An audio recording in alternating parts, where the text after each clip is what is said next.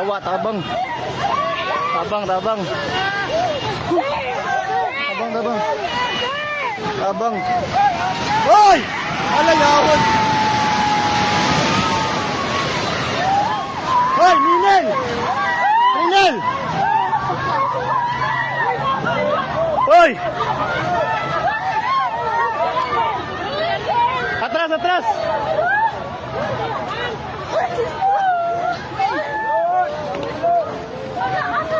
Shit, natumba! Hoy, i-check yung mga kauban! Hoy, i-check yung kauban sa isa! I-check ba, hoy? I-check ma'am, kita kauban mo, Bert. Tuman ni Bert. Hoy, taga Jollibee! Taga Jollibee, taga Jollibee! Tanawa, tanawa, tanawa, taga Jollibee! Isa-isa!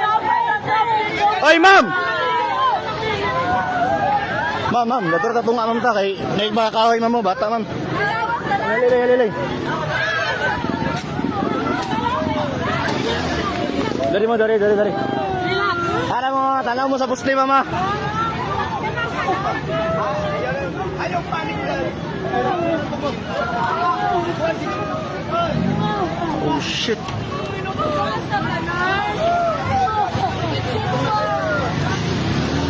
Grabe ba eh?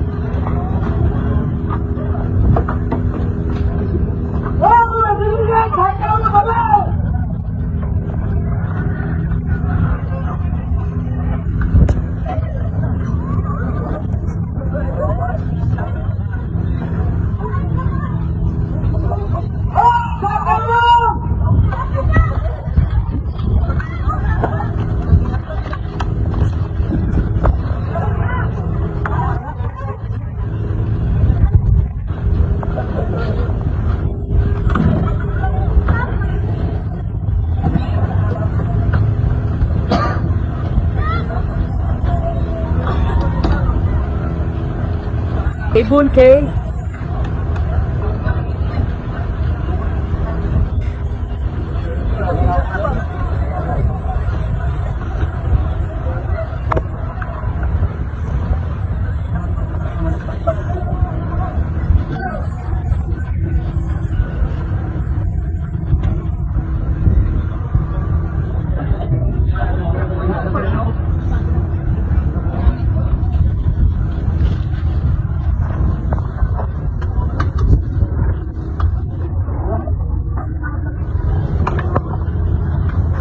back.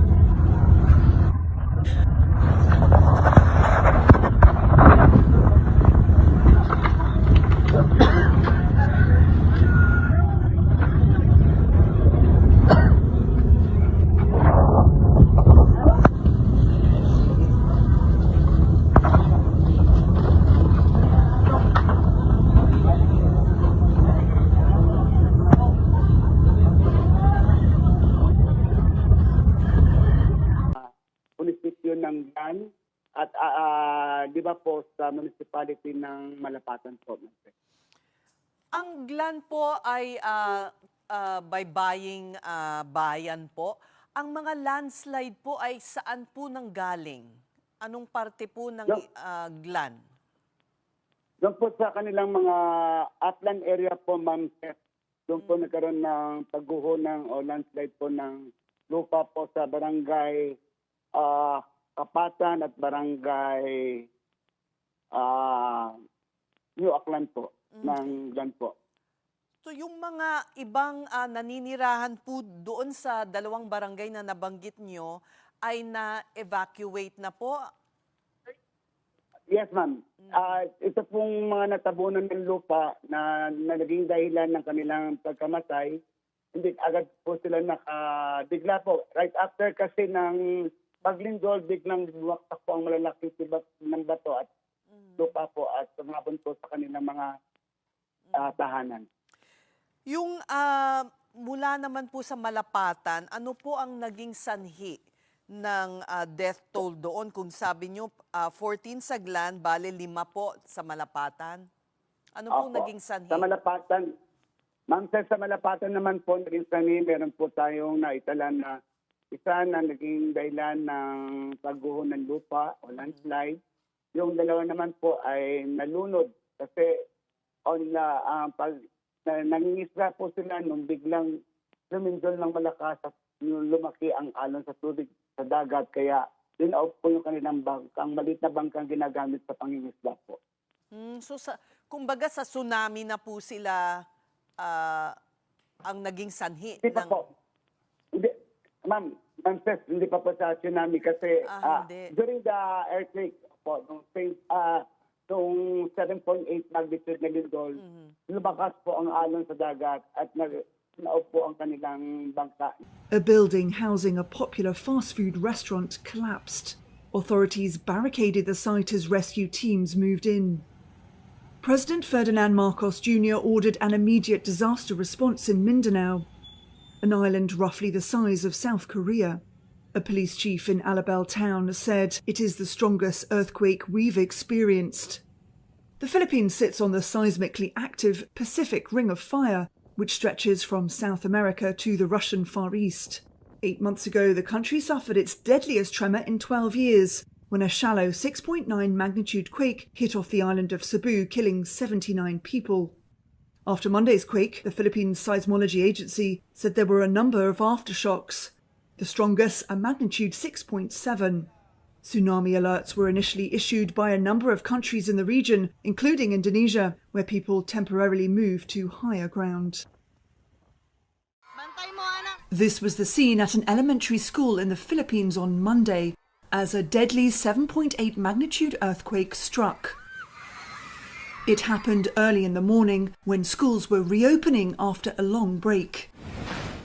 The quake hit off the island of Mindanao, collapsing buildings and claiming lives. In the aftermath, damage could be seen at another abandoned school. In General Santos, a city of about 700,000 people, a building housing a popular fast food restaurant collapsed. Authorities barricaded the site as rescue teams moved in. President Ferdinand Marcos Jr. ordered an immediate disaster response in Mindanao, an island roughly the size of South Korea. A police chief in Alabel town said it is the strongest earthquake we've experienced. The Philippines sits on the seismically active Pacific Ring of Fire, which stretches from South America to the Russian Far East. 8 months ago, the country suffered its deadliest tremor in 12 years, when a shallow 6.9 magnitude quake hit off the island of Cebu, killing 79 people. After Monday's quake, the Philippines Seismology Agency said there were a number of aftershocks, the strongest a magnitude 6.7. Tsunami alerts were initially issued by a number of countries in the region, including Indonesia, where people temporarily moved to higher ground. This was the scene at an elementary school in the Philippines on Monday, as a deadly 7.8 magnitude earthquake struck. It happened early in the morning. Natin kanina dito sa General Santos City ay may mga establishmento tayong mga nakita na pinadapa ng magnitude 7.8 na lindol. Isa na nga dyan ay isang sikat na fast food chain, may isang sikat na mall at maging ang isang universidad dito sa General Santos City ay napadapa nga nitong magnitude 7.8 na lindol. So sa ngayon, SES, ay idiniklara ng under state of calamity itong nga lungsod ng General Santos, SES. So, tumaas ba ang casualties mula sa count na naitala kanina lamang?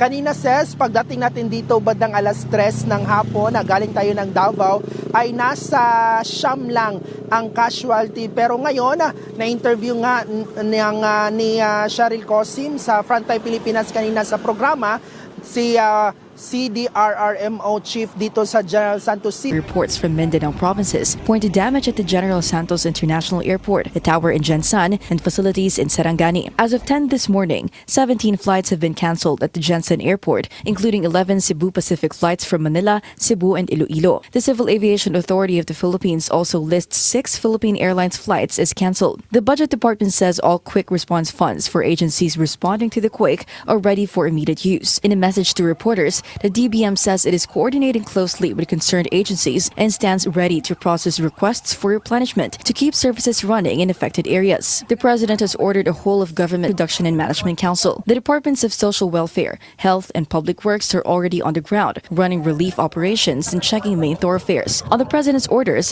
classes remain suspended until further notice. As of 10 a.m., the OCD has recorded more than 100 aftershocks and is urging the public to stay vigilant. Some power and telecom lines are down, but the OCD says it remains in contact with concerned departments to restore them. Past 11 this morning, the Philippine Red Cross reported damage to 35 classrooms at the Nang takot ang mga residente ng Siyam na lalawigan, lalo na ang mga mag-aaral na nagbalik eskwela kaninang umaga. Ito ay matapos na yanigin ng 7.8 magnitude na lindol ang Mindanao.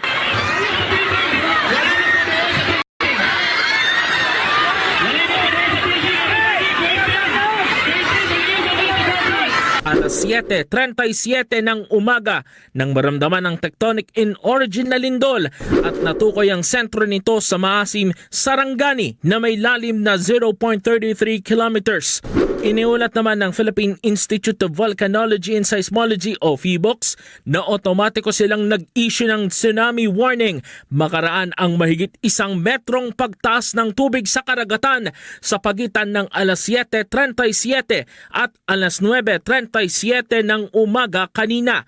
Agad na pinalikas din ang mga nakatira sa mga baybayin ng 9 na probinsya kabilang ang Sarangani, Davao Occidental, Tawi-Tawi, Sulu, Basilan, Zamboanga del Sur, Zamboanga Sibugay, Sultan Kudarat at South Cotabato na pawang mga lugar kung saan nakataas ang tsunami warning.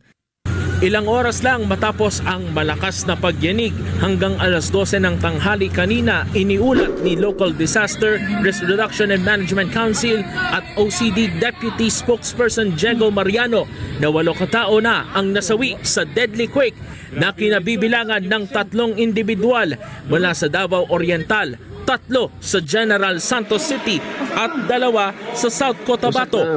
Pero ang bilang ng mga nasawi hanggang kaninang hapon patuloy na nadaragdagan. Sa 82 aftershocks, una nang naitala ang 6.1 magnitude at 6.7 magnitude na pinakamalakas alas 8:55 ng umaga na tumama sa West Balut Island sa Sarangani. Viral sa social media ang pagguho ng kilalang fast food chain sa Jensan. Hoy! Alayawon! Hoy, Ninel! Ninel!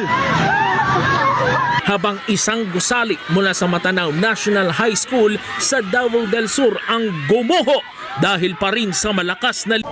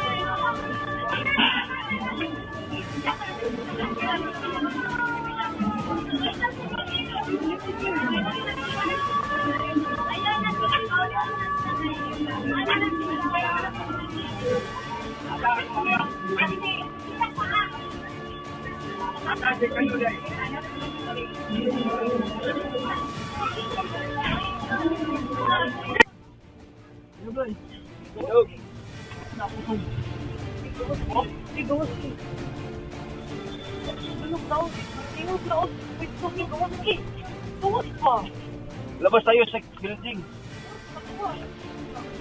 Tugno?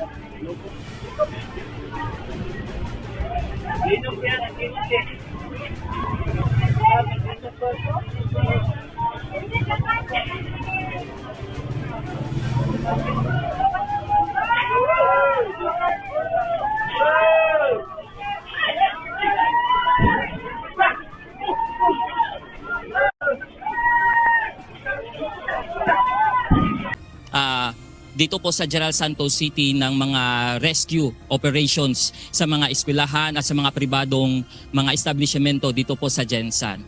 Marami po mga gusali ang talagang napinsala dahil sa totoong malakas ang lindol. Isa dyan ang mall ng supermarket dito sa Gensan. Nagkaroon ng malaking bitak habang ang ibang gusali naman ay bumagsak ang mga dingding dahil sa magnitude 7.8 na lindol na naramdaman dito sa General Santos City. Umabot sa intensity 7 ang lakas ng pagyanig. Ilang bahagi ng mga kalsada ang nagkabitak-bitak din. Isang tricycle ang nabagsakan ng gumuhong gusali at kinumpirma ng mga otoridad na may isang nasawing habang isang individual ang nasugatan na agad na isinugod sa ospital. Sa ngayon ay hindi pa matukoy ng mga otoridad kung ilan ang nasa loob ng mall. Bukod dyan, nasira rin ang ilang poste ng kuryente dahilan kaya pansamantalang nawalan ng elektrisidad sa buong syudad. Agad nang sinuspinde ang pasok sa lahat ng pampubliko at pribadong eskwelahan, maging ang trabaho sa lokal at pribadong opisina. Pansamantala ring isinara ang Bulaong Terminal dahil sa pinsala sa istruktura. Sa ngayon patuloy pa rin ang search and rescue operation ng mga otoridad sa mga natrap sa isa pang gumuhong gusali dito sa Barangay Kalumpang, General Santos City. Sa kasalukuyan katuwang ang BFP at lokal na pamahalaan ng Sarangani, ang UNTV News and Rescue sa pagpapatupad ng mga